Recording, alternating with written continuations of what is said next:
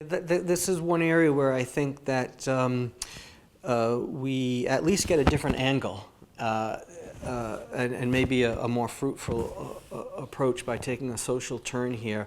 So just a little bit of background. David Hume, Scottish philosopher, had a very interesting argument that it can never be reasonable to believe that a miracle has occurred on the basis of testimony. In other words, it can never be reasonable to believe just on the basis of testimony, what someone has told you, what someone has reported to you, that some miracle has occurred. So he's not saying, it's not an argument against miracles, although Hume didn't believe in miracles, and it's not an argument that you can never be reasonably believe that a miracle has occurred. So for example, if you saw someone turn water into wine, and you were there for it, that might make it reasonable to believe that a miracle has occurred. But that's not his argument. His argument is it can never be reasonable to believe a miracle has occurred just because someone told you, because it was reported to you by testimony. And he's got a very interesting argument to this effect. So it's basically an argument that says your evidence that a miracle has occurred is always going to be weaker than your evidence that it hasn't, at least when we're talking about just testimony cases. So how does that argument go? Well, think about what a miracle is. It's a violation of a law of nature, right? So so roughly we can think of miracles that way. And so Hume thought if some purported miracle has occurred, that means what someone is, or if someone's reporting that, what someone's reporting or testifying to is that something that seems to be a law of nature has actually been violated. Water has turned into wine, or someone has risen from the dead, something like that. What's our evidence for our laws of nature? Well, our evidence for laws of nature are very good. Our evidence for laws of nature are extremely widespread and consistent, and so the evidence is very well grounded, well put together there.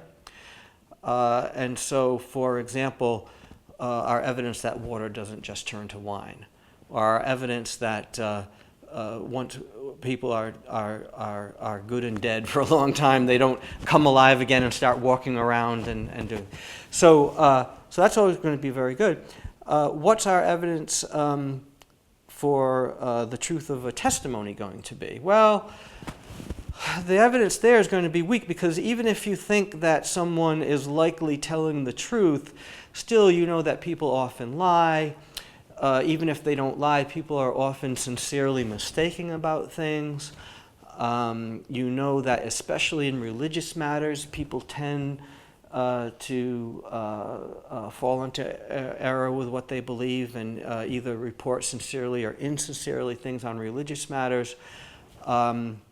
So if you take the evidence for laws of nature and you compare it to our evidence for what's the likelihood that somebody's telling the truth when they say that this law of nature has been violated, it looks like, well, we're comparing to apples, and these apples are a lot better than these apples, and it's always going to be that way. So there's his argument that you can never be reasonable in believing that some miracles occurred on the basis of testimony alone.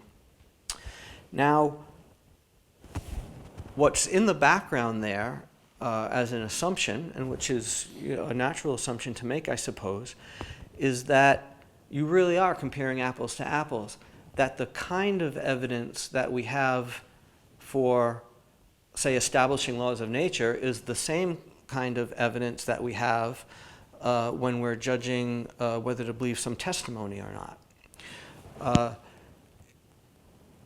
The recent work in social epistemology would deny that assumption. The idea would be that the sort of evidence from observation and reasoning, what we might call reasoning from evidence from induction or abduction, argument to the best explanation. This is the sort of animal that you have when you're establishing laws of nature. Testimonial evidence is a very different kind of thing.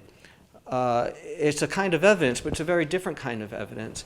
It has more to do not with, say, evidence for how people generally act in certain kinds of situations on certain kinds of topics. Rather, testimonial evidence has more to do with a relationship between the speaker and the hearer, in which the speaker somehow is able to transmit knowledge that she has to the hearer. So it's not a matter of the hearer sort of gathering evidence on the speaker in order to sort of create knowledge for myself. It's a matter of what we call knowledge transmission. The speaker begins with knowledge, we suppose, and then is somehow able to transmit knowledge via that testimonial exchange. Now, how that works exactly is a big question, and people disagree just what are the conditions for knowledge transmission. You know, when does it happen, when does it not happen? One thing that pretty much everybody agrees on is that the speaker has to know in the first place, you know, so you can't have someone, you can't come to know from someone telling you something if they don't know in the first place, so that seems right. But even if the speaker does know what they're talking about, it's not going to be a successful transmission of knowledge from speaker to hearer in every case, right? So there's going to be conditions where it works and conditions where it doesn't work, and that's all very controversial.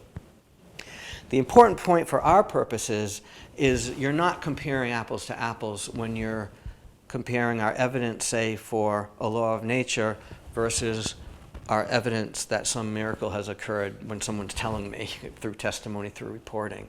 It's really, if you would, a different kind of channel for getting knowledge than the sort that we are involved in the other case. If you really are comparing apples to apples, I think Hume is right. If you're thinking of evidence a particular way, these apples are always better than these apples. If you're comparing apples to oranges, now it's not obvious that Hume is right, because it might be, depending on what our theory of testimony is, or our theory of testimonial evidence is, it might be that the quality of the testimonial evidence is actually better than the quality of the inductive evidence. It would depend on the case.